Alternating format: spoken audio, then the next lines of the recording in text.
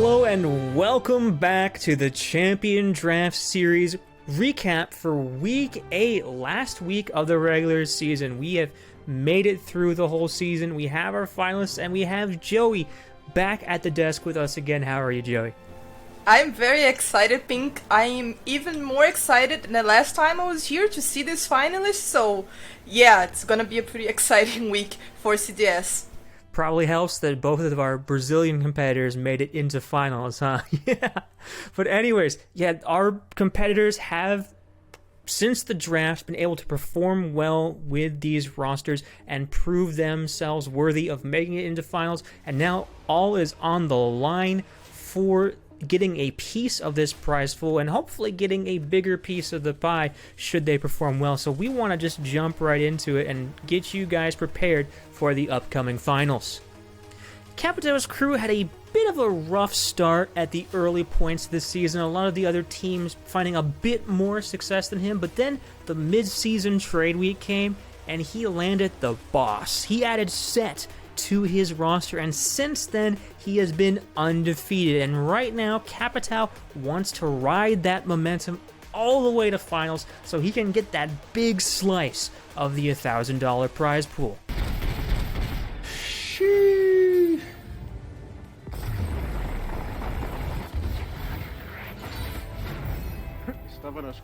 Estava nas cartas.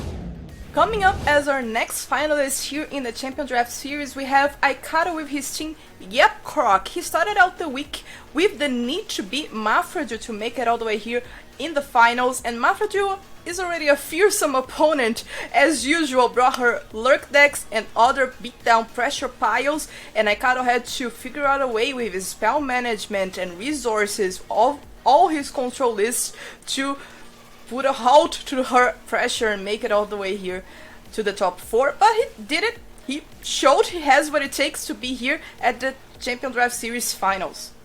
Oh shit, we won. Now moving on to the redeemable qualities, who have proven time and time again to be one of, if not the best teams in this series when it comes to adapting to their opposition, and have locked down their place in the Final Four because of it.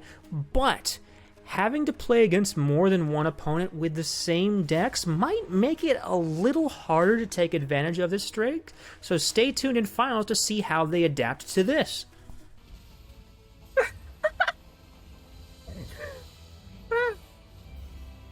Oh, video games can be so fun.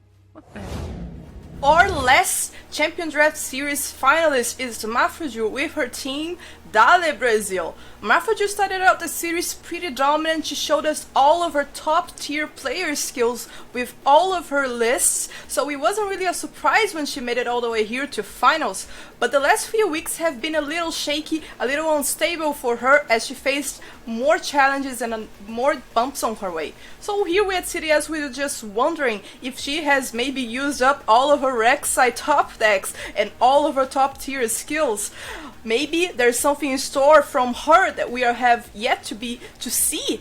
So who knows? Only time will tell. Yeah, there's been a lot of ups and downs on these players' journey on their way to finals, but they've made it, and now we're just going to have to wait and see how they perform in our final matches of the series. But that's still a few days away, and right now, Joey, I want to dive into one of our last really spicy lists that I just wanted to dive down into in one of my favorite series. It's Deck Dives.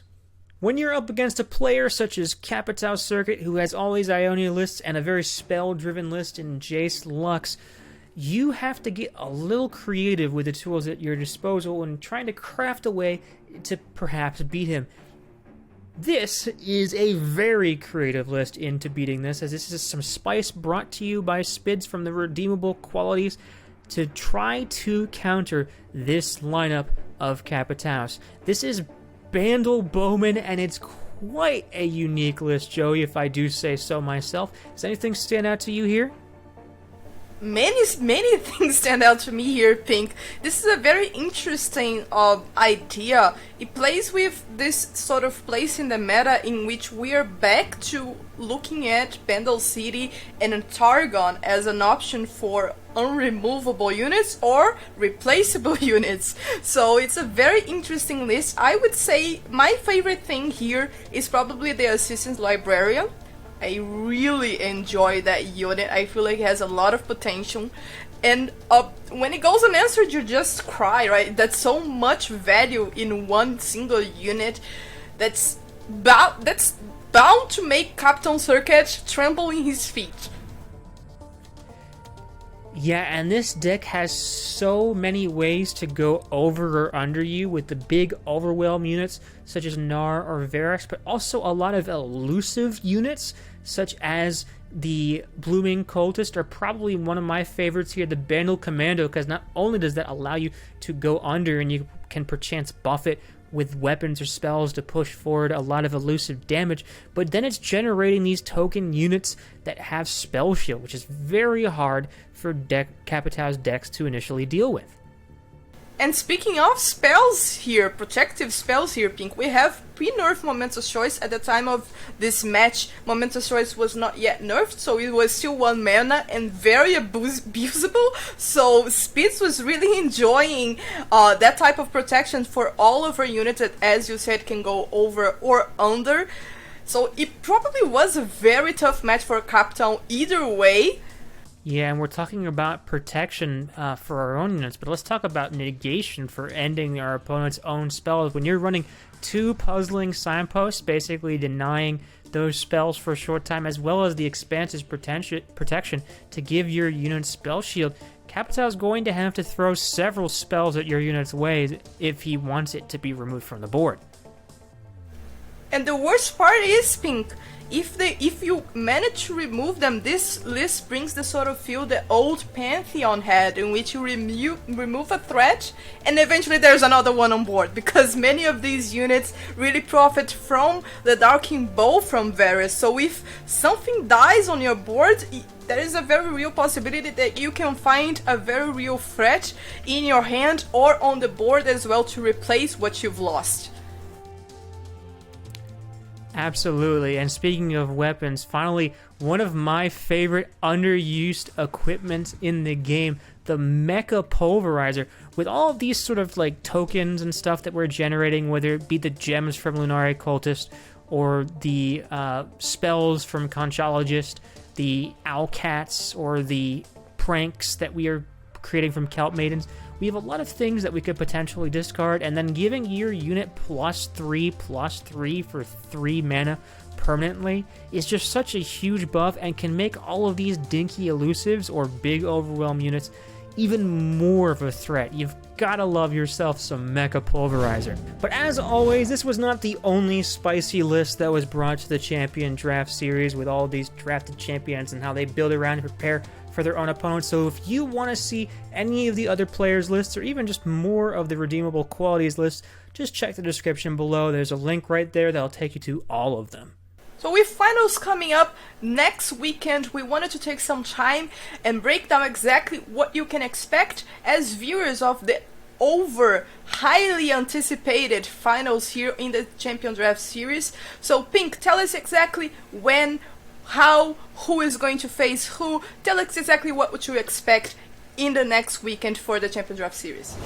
It would be my pleasure. So unlike the regular weeks that we've done so far, where we've had the players stream the games and then we've just done these recaps here, we are actually going to be running an official broadcast for the Champion Draft Series final at twitch.tv/Champion Draft Series. That is going to be on Saturday, May 6th, 6 p.m. Eastern Standard Time. So mark your calendars. A little less than a week from today when you are now watching this, if you're watching this when it goes live.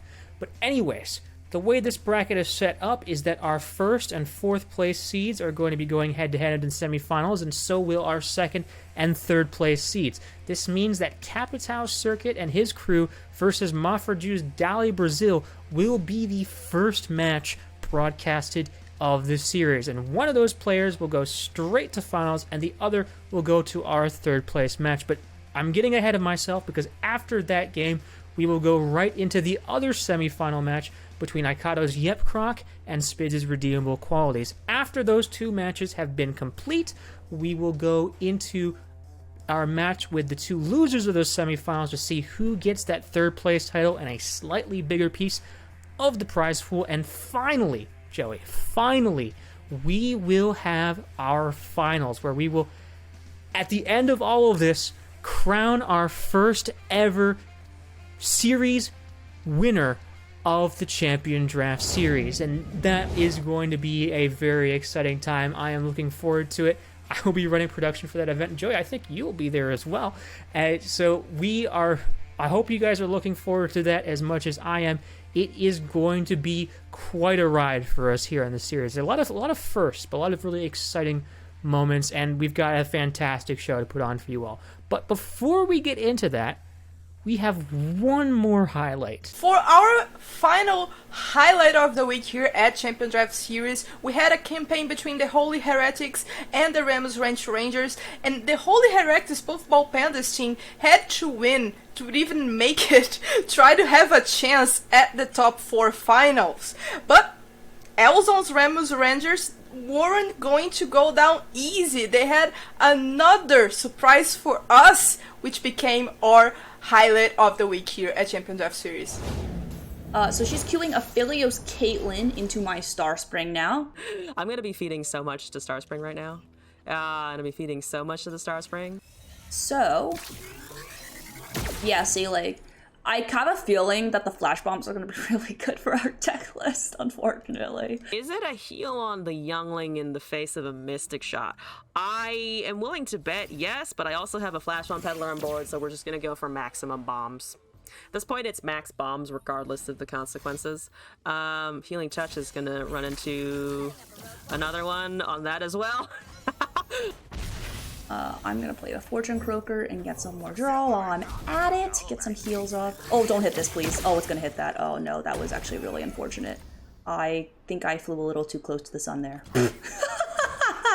I flew a little too close to the sun there, unfortunately.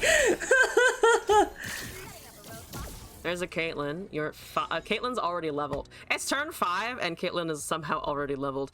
This is a very strange match. We will completely tap out here, just kill the Caitlyn. She's a pretty high priority target for us, especially because they are hitting their flash bombs. That looks like it's gonna try and take Aphelios. There is a Pale Cascade. We can just kind of recast him, though. I can continue perpetuating my own win con. They're gonna Bastion this, and I'm gonna Bastion this as well.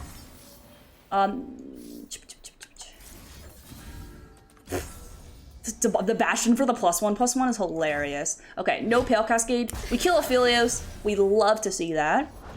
Never mind, we hate to see second Aphelios.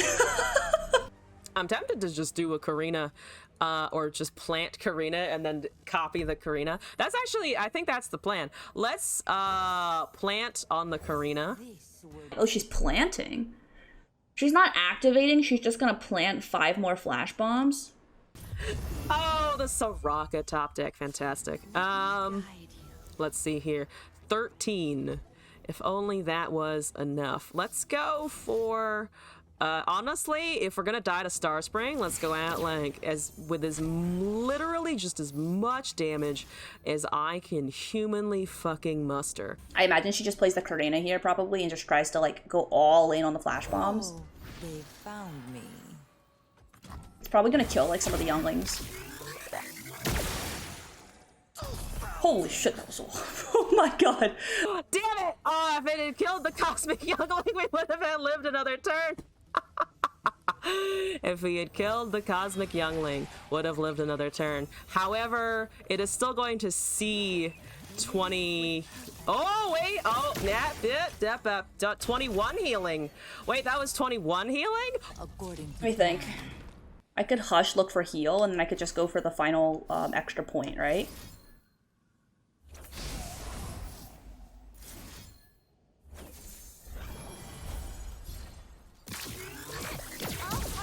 Oh my god, my Soraka. Oh my god, wait,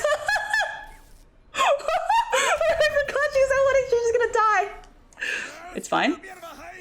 It's fine, chat. Wait, I'm drawing? Wait, it's fine, it's fine.